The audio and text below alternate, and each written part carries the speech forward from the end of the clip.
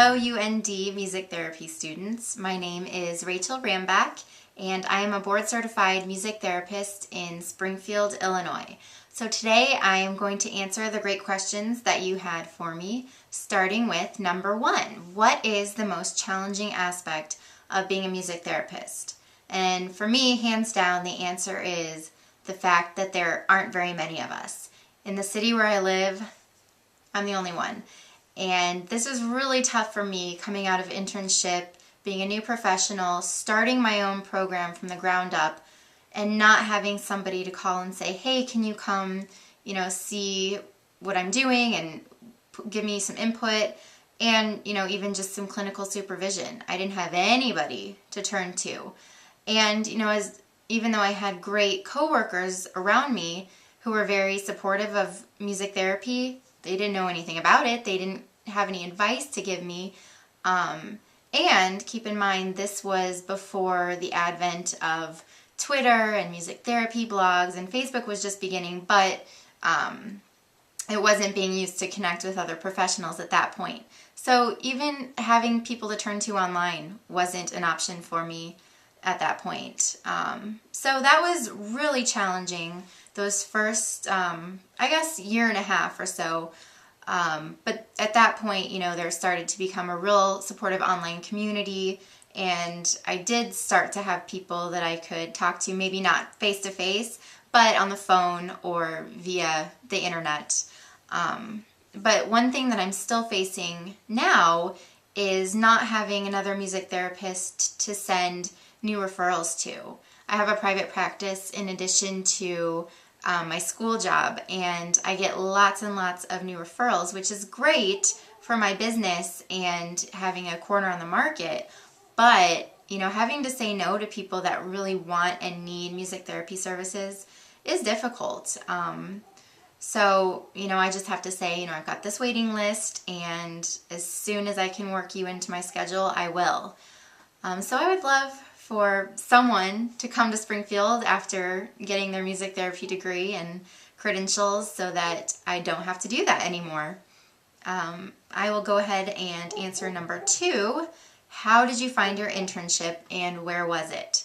Well, I found my internship through the listing on the AMTA website, and basically I had one first choice and I really didn't look anywhere else. And that was Midwest Music Therapy Services in St. Louis. I really wanted to work with a private practice because I had an interest in starting my own private practice. And I also have family living in St. Louis, so it would have been nice financially as well because I had a place to stay for really cheap.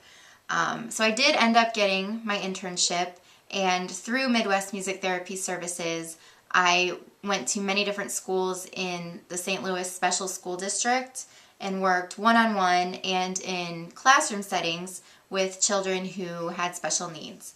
And I also worked in a few private homes one-on-one with kids, more like a private practice. So I got lots and lots of experience for opening up my own private practice the next year. Number 3, tell us how you got into advocacy and to what extent you remain involved in that.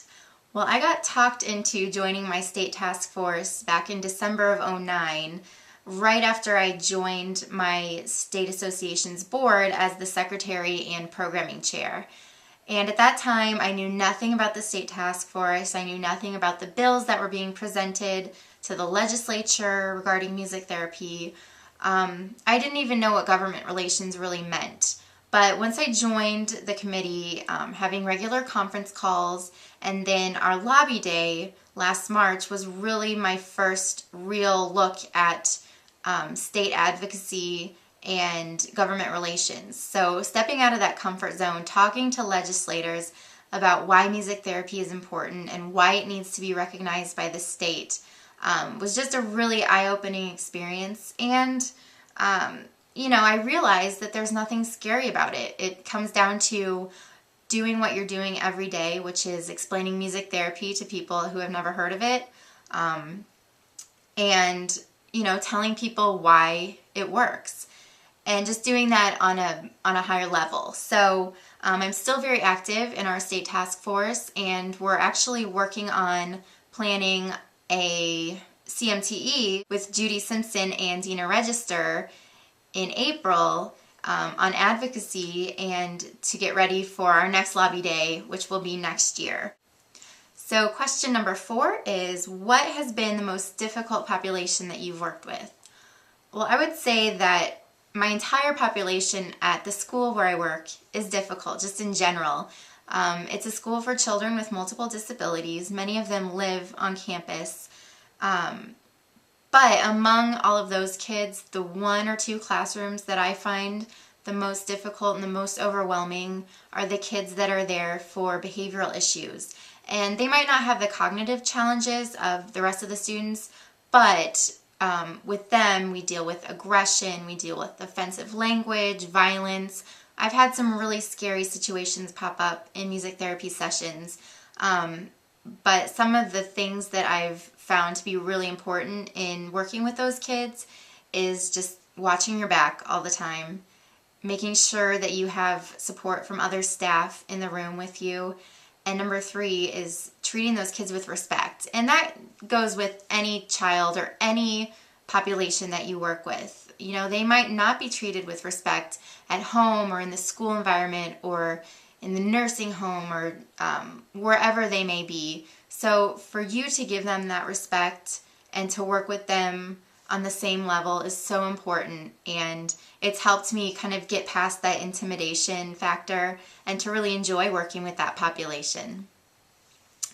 Okay, question number 5 is, in your relations with people in other professions, do you find that people are more receptive or more skeptical towards music therapy? And for me, luckily, I've really had nothing but positive responses to music therapy. And, you know, whether it's talking to a professional in a related field or just meeting somebody on the street. For example, I just rode the train the other night and talked for 2 hours with a man who didn't really know much about music therapy but was so interested and wanted my website and my email so he could pass it along to all of his teacher friends, and just was very excited about just the idea of music therapy in general. I work with speech therapists and PTs and OTs, and we all co-treat our own students, and they see the value of music therapy and the progress that our children are making because of it on a daily basis. So I know that unfortunately lots of people do come across people that might not understand music therapy, but the key is to keep advocating for our field. Tell them, you know, this is an evidence-based field.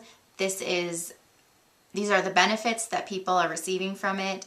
And, you know, give examples, invite them to watch your sessions, and just keep educating people. Number 6, how much do you prepare for recording your podcasts? Actually, Michelle and I were kind of laughing about this question because we don't really do a whole lot of preparation for our podcast episodes. We kind of have it down to a science at this point.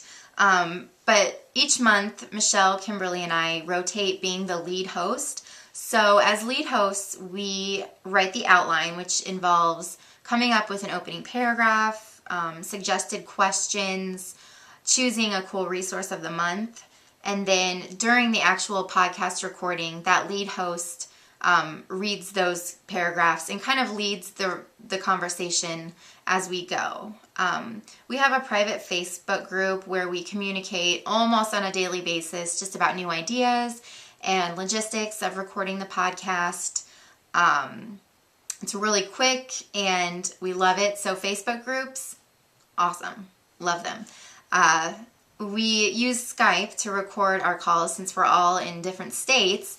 And right before we start our call, we just go over the basic flow of the show and any last minute changes and just ideas for other questions or talking points.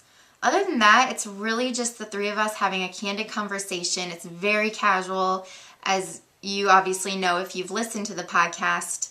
And, you know, we try to make that come across. We really want it to feel like the music therapy view, like the TV show. And it's just about having fun and giving our input on the field and the hot topics. So number 7 is, what are the tips you have for future interns? And I can actually address this from my point of view of having an intern right now.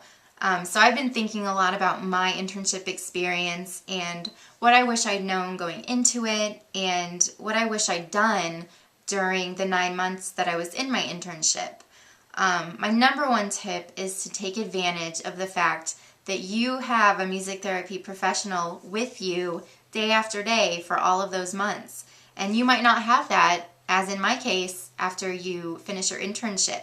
So ask all of those questions, take notes of how they operate and what works best for them, and ask for feedback all the time. Don't be afraid to, ask for the nitty-gritty advice and tell them, don't hold back. I want you to be completely honest and, give me everything you have to make me a better music therapist.